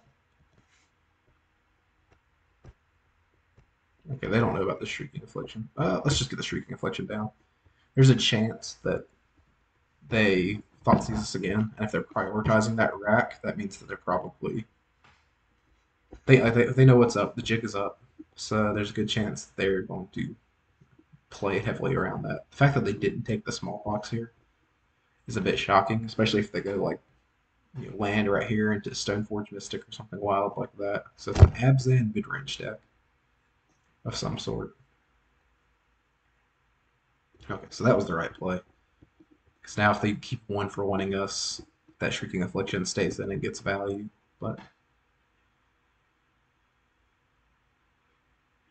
oh, this is exactly what we want. Okay, they're at 13 in this process. Well, let's Thoughtseize it before we decide land, because there's a debate of which land to play, and then either to Raven's Crime or to like set up for a Mishra's Factory next turn. But if we just Thoughtseize them here, like oh, easy take the Stoneforge Mystic. I get why you don't play that into the Smallpox though. Do we care about either of these? I think we'll net more damage if we just do this now. I think that they probably discard the Thoughtseize here, I would imagine. Just because that means they can hold the planes for the Shrieking Affliction later and me not be able to maybe Thoughtseize it out. But also knowing that I have this land at hand, this Raven's Crown, maybe they're thinking, oh well, they could just Raven's Crown that land away anyway, and maybe I can get them later with a Thoughtseize. But that's generally not how these types of games tend to play out. Smallpox tends to be very good against these Stoneforge Mystic play our threat on turn 2 decks. Like they probably have something like Tarmogoyf and things like that too if they're splashing in green. We've not seen a whole lot. Okay, they discarded the Thoughtseize. That's what I would have done too. They're also under a good amount of pressure here. Now our Affliction starts going off. And they only have 2 lands. There probably are 3 land spells in their deck that they're holding that plains for. The big question is if they just start like not playing their lands, then crack the Silent Clearing and try to like stall this Shrieking Affliction out with the Raven's Crime and Graveyard. Like, so ideally, the perfect top deck here would be Liliana the Veil. Just okay, so now we know they have land in hand. Oh, that might be even better. Yeah, let's do that. Let's play that. Let's actually get rid of our factory here. And I know that seems odd, but I have a feeling that they're going to crack the Silent Clearing to try to avoid taking the damage from the Shrieking Affliction. So now we have that's our route to win this game. Is now we have an extra turn of the Shrieking Affliction. We have a way to get the rack, a way to make a threat. So planes unknown. Okay. Um, I think we just crime them again. I know that we could make two of the factories here, but while we have the chance, okay, a siege rider. See if they'd have hit land 4 right there and played that, that would have bought them so much time. Now they can crack the clearing. And on this trigger, we might get. Well, there's no need to be cute with it. We would just get the rack here off this.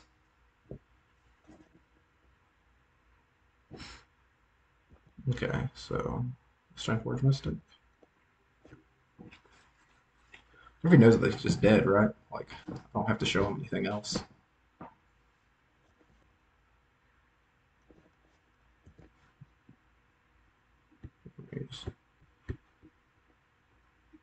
That scoop lag. Yep. Yeah, like he knows there's a rack in the graveyard, so he knows if we have another rack in our deck, we can just go get it. Okay.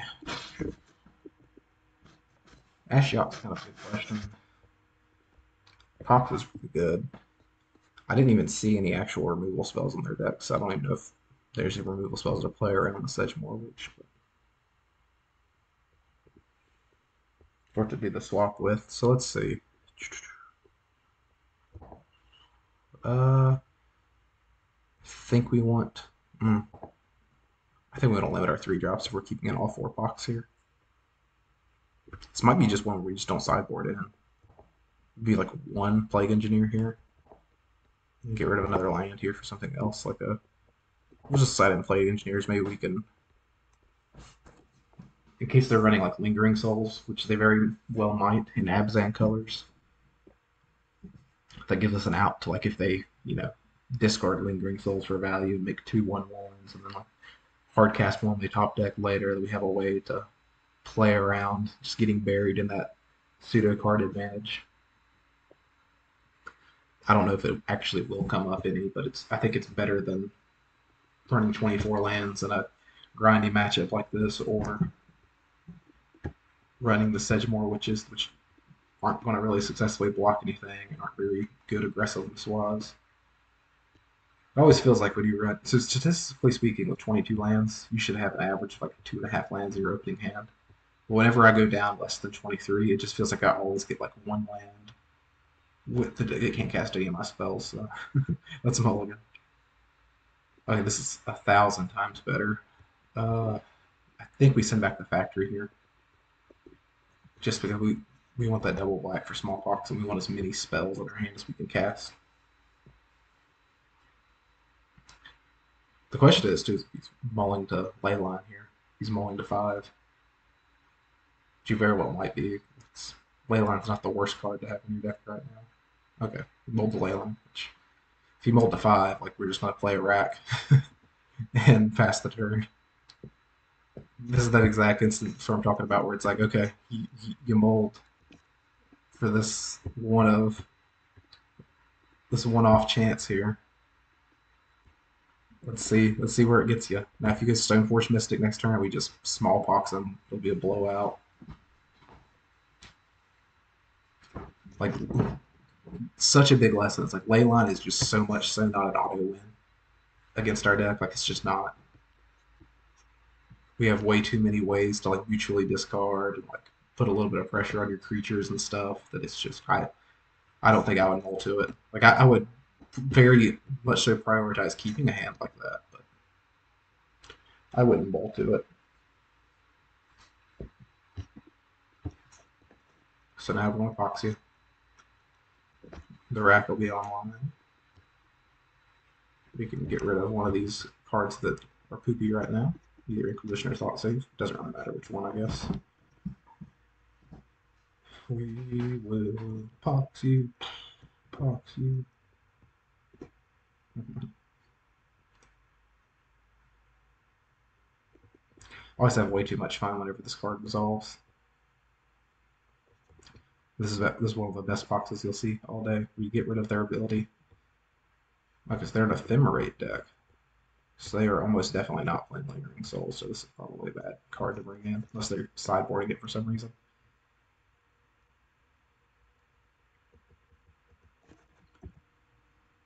Now they're in a weird spot too, where it's like they either have to hold cards in hand or try to put pressure on me, and it's just I don't know if you win if you hold cards in hand. I will say I was not expecting a Leyline out of this deck. That's probably just straight up not a card I would run if I was them sideboarding. Because they have so many tools against burn and such anyway. Okay, so that's perfect. Now we can play this. Let's name Spirit. Well,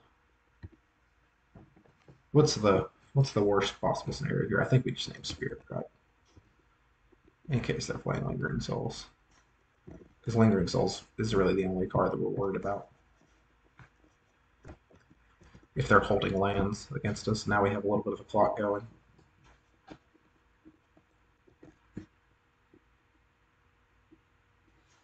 Okay, we're just gonna start dealing two a turn. Like I said, just don't.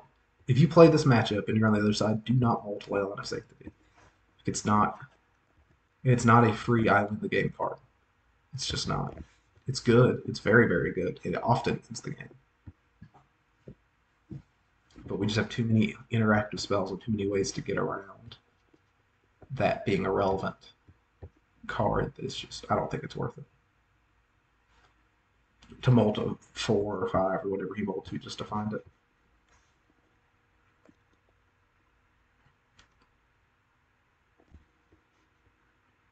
So you just collected Brutality. Okay, that's fine.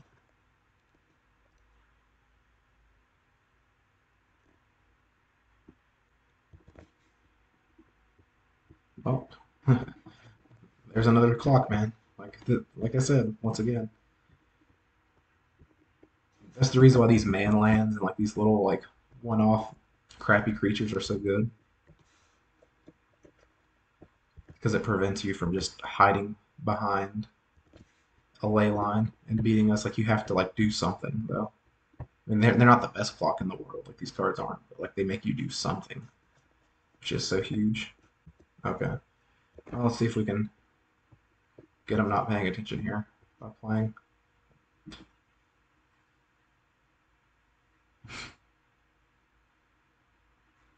Hopefully they'll crack that because they'll be like they can tap it for mana right now with their Urborg. Okay, yeah. So I don't want to name that Windswept Heath. I probably would just feel pretty sheepish and name the Stoneforge Mystic anyway. But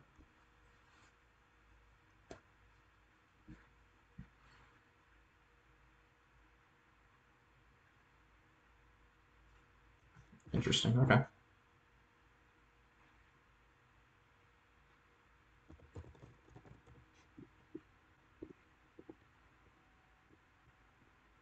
Shock is kind of weird, but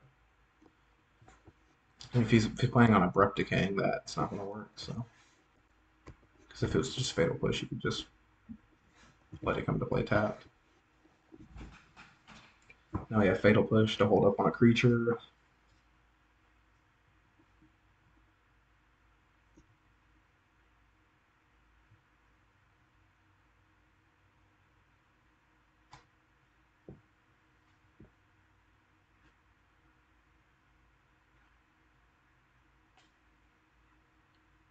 I don't know, maybe is he trying to Abrupt Decay the factory and it not letting him because it's a non-land? Or what's he? Okay. I think that's what happened. So I'm hardcore putting him on Abrupt Decay right now. That could just be wrong, but that's what it very much so seems like.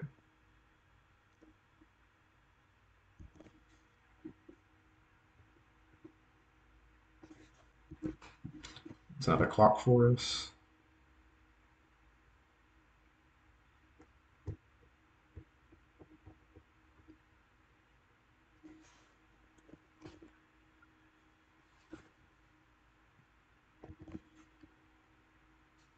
Next question is, do we even bother playing out the Shrieking Affliction here? Normally I would say no, but in case we have to, because I don't want them to like aggressively hold cards in hand, just be able to maybe get them later playing it. But there's a Castle Lochthwain here. I think we just need to keep emptying our hand as much as we can. I think that they're trying to hold out and like batter skull, batter skull.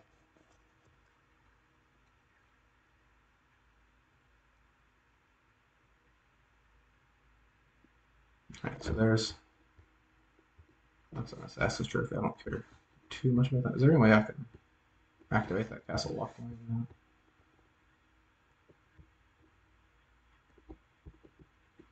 We'll make them think that we could have maybe done it anyway, though.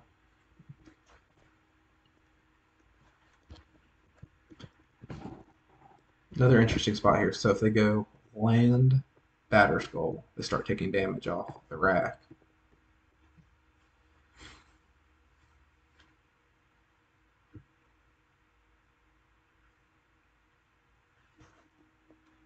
Okay, so Grief is going to take my Fatal Push. So they're an Ephemerate Grief deck.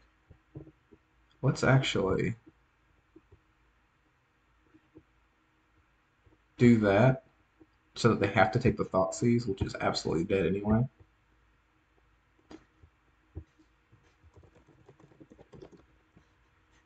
I wanted to tell the opponent I know that doesn't work, but I'm I'm doing it so that you have to take the Thoughtseize.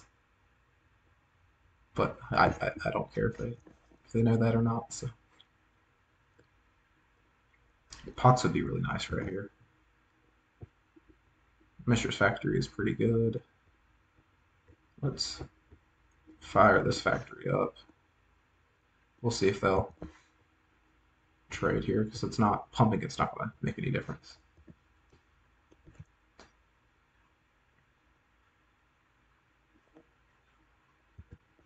Okay. So they're a Grief Ephemerate deck, huh? This is kind of the interaction that everyone's kind of been scared of. It's the big boogeyman of the format, but I don't think the shell's going to end up being an Abzan deck that's going to be the most optimal version of it, but we'll see. No, don't turn off auto yields. Oh my god. I accidentally just yielded through that. That's okay.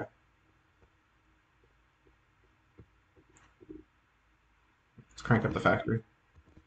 I don't think that's going to be game costingly bad here. So we're definitely expecting them to have some sort of action.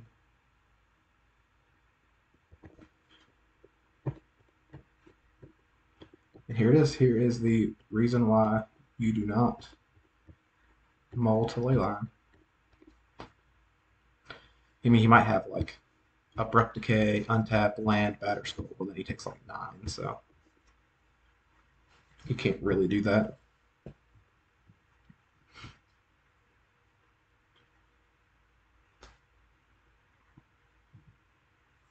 Discard another Ephemerate. So he hypothetically had the Grief Ephemerate combo in hand right there, but okay, so we don't we don't care about Veil of Summer anymore because we can't target them really anyway. That's nice that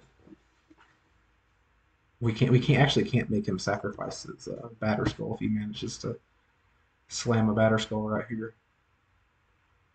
What we can maybe do is block with a Mishra's Factory and like Fatal Push our own factory or something like that, but that's just assuming like yeah if he doesn't. Oh, we got there. That's good. This is definitely one we're going to put up. We just beat a Grief Ephemerate deck through a Leyline of the Void. I can't believe he's not at least giving us GGs or something because that was a nice one. If we can go 3-2, I'll be happy because we got our butts whooped and we by a Jund that just Junded us as they do sometimes, and just a deck that we could probably never ever beat in a best of 3 ever in that enchantment deck. So this is showing some good playtesting of cards, I think.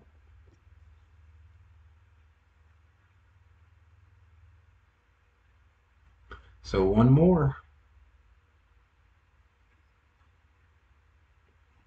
I didn't see anything specifically with Urza Saga right there that makes me think that it was bad in any way, and it didn't do anything that hyper impressed me either. Like it was just pretty good. This is the best way to put it. I mean, it died to the Assassin's Trophy, but like I think had it not, and I don't think that's going to be like a staple removal spell going forward because it's kind of one of those where I don't think even Jund runs it as a 4 anymore because it's the downside of giving your opponent a land, especially an untapped land, is so much higher than you think when you look at it on the surface in those mid-rangey grindy matchups that you only really want it against like Tron and things like that. So yeah, here we are going into match 5, trying to get our money back for the league. If we go, I think I have 50 play points from a rough league earlier today, so that it would 50 plus 50 would end up getting me another league, but we want all of it back. We want us a little treasure chest too.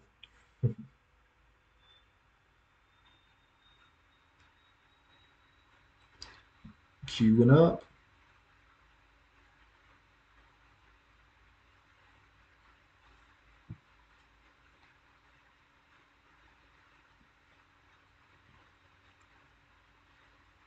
So I'm gonna check what time it is here real quick.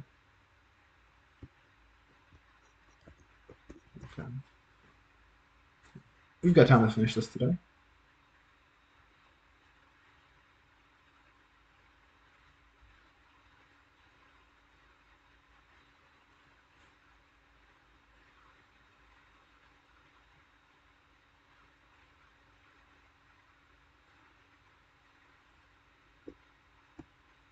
All right. I don't have a whole lot much else to say about that game. It's just the lesson is like you can't mold Leyline and beat our deck. That's not a viable strategy. It's not something that's going to work for you long term. And now I don't have to fill dead space anymore, and I can play League. All right. Gabriel Lee. 9-1. I mean, this is a pretty snap heat for us. It's just a basic rack on a rack hand. We've got lands, we've got spells somewhere in the blind.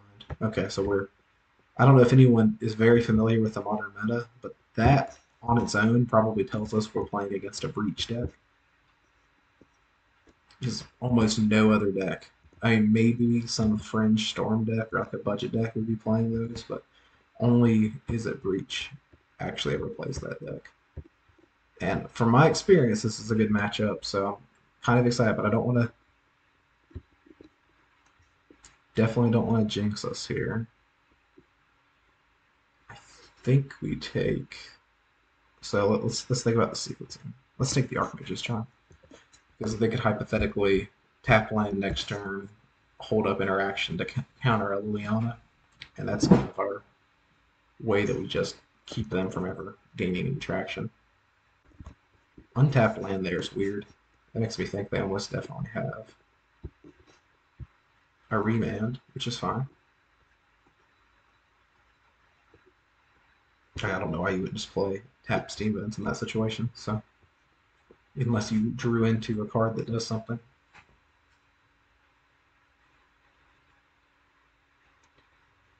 And all honestly, remand for us at this spot might be better. Well, counterspell. That's fine too, actually.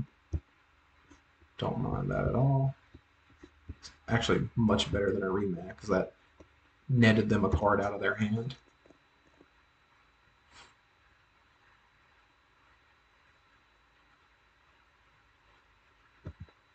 So now we have perfect knowledge of their hand, right? Well, no, not now, but so the Steam Vents, Valakut, Awakening, Prismari Command. Alright, so what are we playing around here? I mean, we can't play around much of anything. It's just, there's no world where that's not the optimum play line.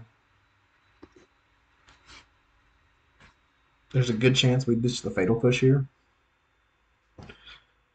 I don't think we care very much about Snapcaster Mages, even if they have them in their deck, which very often they don't in these decks. We have a Liliana. I'm guessing, okay.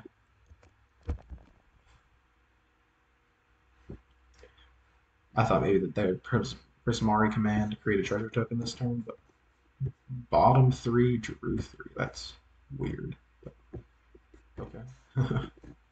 I figured like the Prismari command is so good. I guess maybe they don't know how good it is against us. Maybe they've not seen that we're a rack deck from what we've shown. Maybe you're just thinking like, oh, this is just a bad mono black mid range deck. But you don't run that card unless you're running Through the Breach. So, Crime You.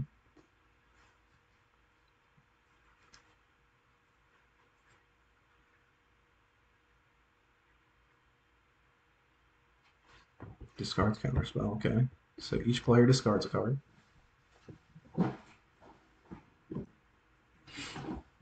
Probably going to pitch our other Liliana here. Being able to land this against the Flash deck. Okay, yeah, we don't care about that. So, make a treasure token.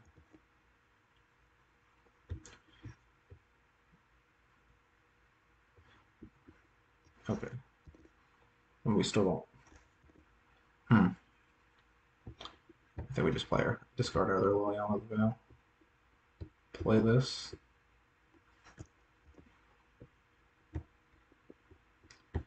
Suit it up.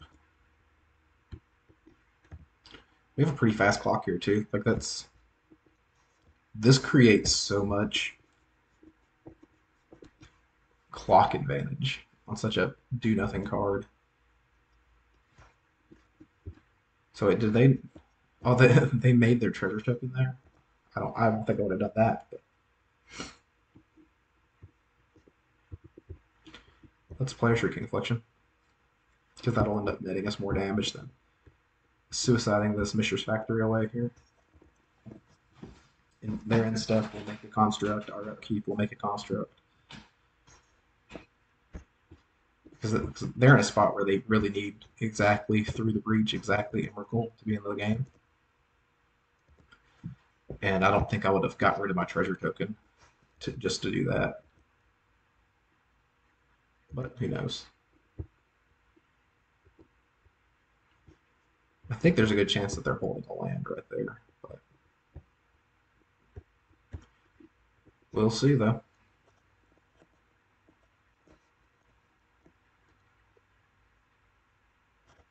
I mean, bolting that's losing battle, too. That's why I love about this card so much. Now we can do it again.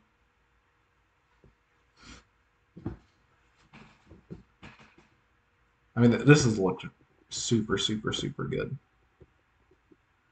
Like, I'm kind of amazed at how good it's looked, actually.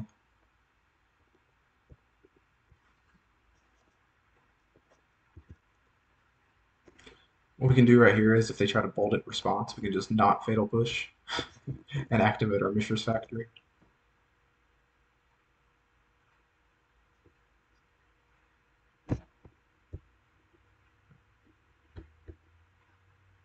That's two people we've got today with this interaction.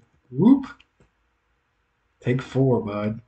That's 10 times better than just Thoughtseize. Oh, that's the ultimate shame scoop right there. Okay, well, so what do we want here? We want surgicals. If we can surgical and Emrakul or surgical Through the Breach, they probably can't really win anymore. I'd say the likelihood they have Leyline is like literally zero.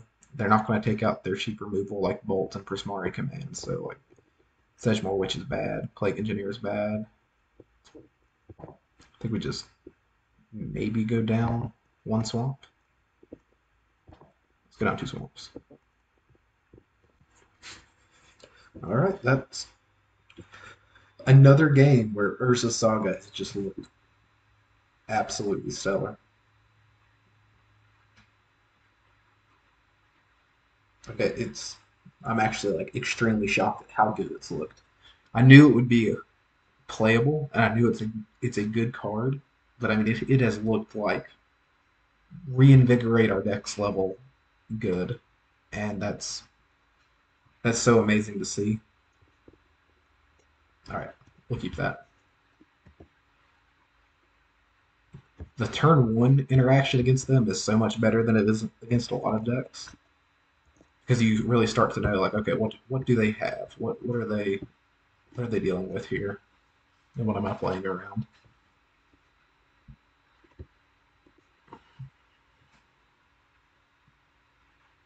Okay. I think the thing that's worst for us long term, to toss up between Counterspell and Snapcaster Mage. I think Snapcaster Mage is the smart long term take here. Just eliminate the amount of 2-for-1s they have at the ready. It does put us in a spot where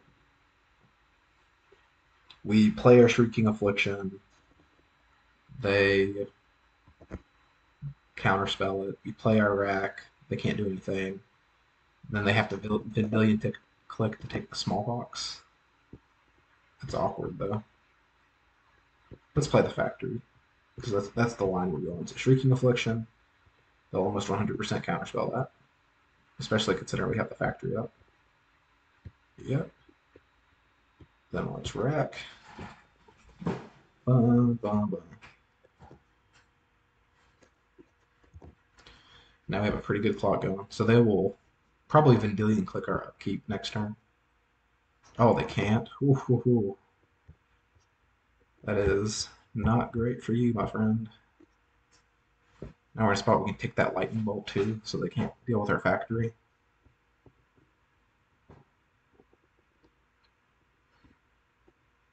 Let's just take the lightning bolt. They're so far away from through the breach emerging us that I'm not particularly scared of force of negation either. Like if they want to 2-for-1 themselves, they can go right ahead. We're in that awkward spot too, where like them having the lands is actually kind of not great for us. Ideally, maybe they V-click themselves. Oh, they can't take Thursday's Factory, so they have to take the Smallpox here. But we get another draw out of it too.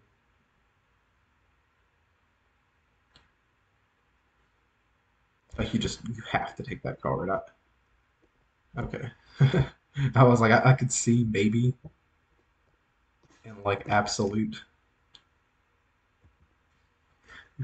maybe in like the absolute like most backward world possible that you don't take the pox there, but they need their lands so aggressively bad that it's just like they have to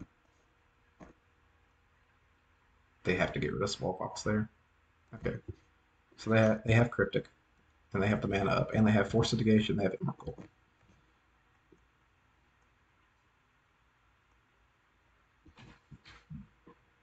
Okay, we got that.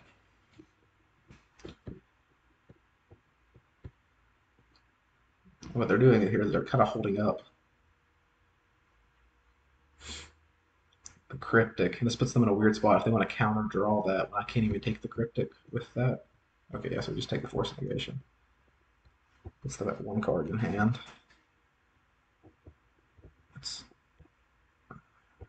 Okay, so if I crew that up and attack, yeah, like it just doesn't actually do anything. Because I can't make the construct. So now they're starting to take a little bit of damage at least.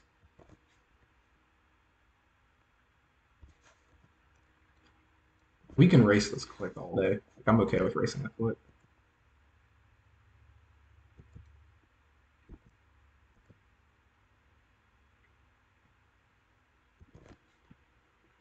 No land here is interesting because, like I said, we're not exactly put you in such a weird spot because you're not scared to be Emrakul at all until they hit the fifth land, and then also they could just top deck something that just kills you on the spot.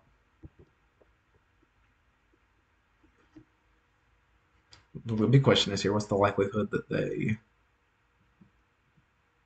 cryptic bounce the construct, draw a card? Because that's what I would probably do if I was them. Maybe not. Maybe they're thinking bounce the Saga so that I can't get another rack. But then, like, what am I getting? You know, they're playing around the rack like super aggressively here.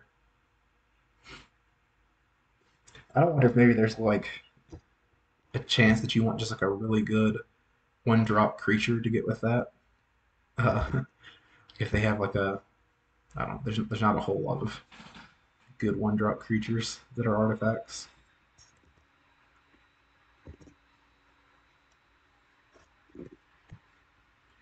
All right, so let's do that.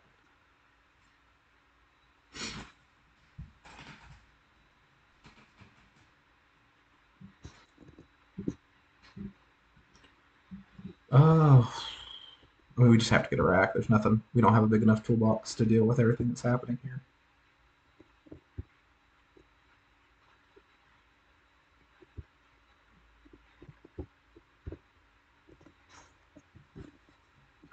This is turn six. Like this is a lot of power for an eight rack deck on turn six. Like look at this, Jesus.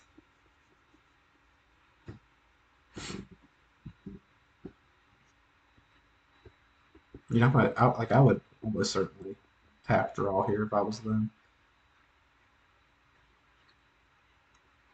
That's what I would do. Okay, that's like I don't know if you could win the race at this point. If we see exactly through the breach Emrakul in hand, like I mean, just got us. Okay, now they're taking some damage off this.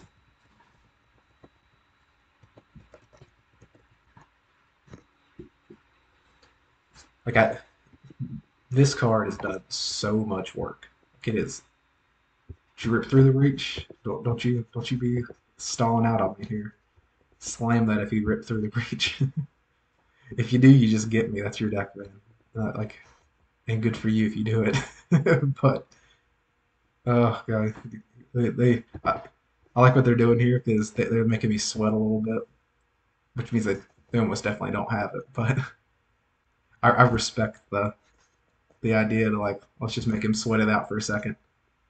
That this could just be like the absolute worst possible situation for him, and I respect that a lot. That's fun.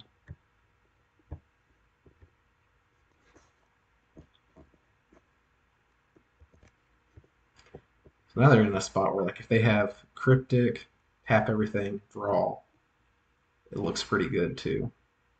But I mean, can I draw off the Castle Lochthwain in response? I think I can. No, I'd have to have one more black to do that. But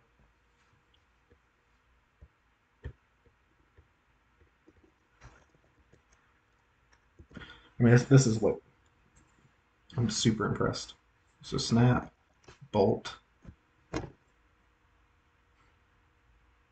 like they're still taking so much damage on their upkeep. It's just oh, snap popped. Okay,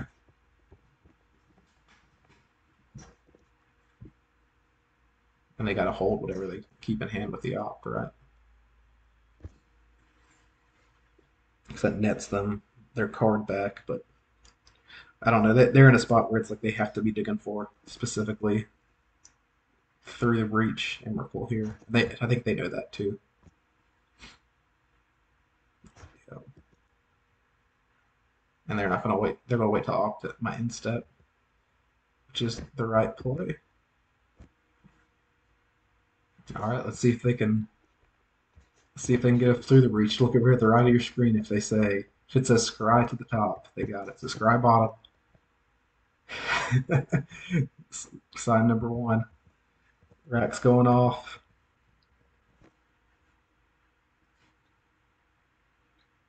Did they pull the blind? They like surely they would slam it if they got it. Maybe they're just screaming in excitement if they get it and are dying here. But I don't think they got the through the breach. For anyone who doesn't know what that interaction is, you through the breach, you're Emrakul, and it wins the game. Like it attacks, it gets the annihilator triggers. Like there's nothing fancy about it. I'm gonna play the land just in case we're in a situation where they want to tap draw, then we can draw off the Lochthwains here.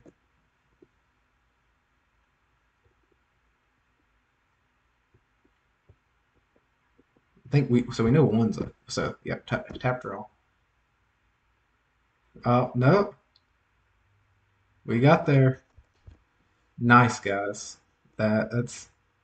That was a fun league. We came back from a couple bad games, managed to get a 3-1 or 3-2, and we got our money back at least. And thank you all. We'll see you next time.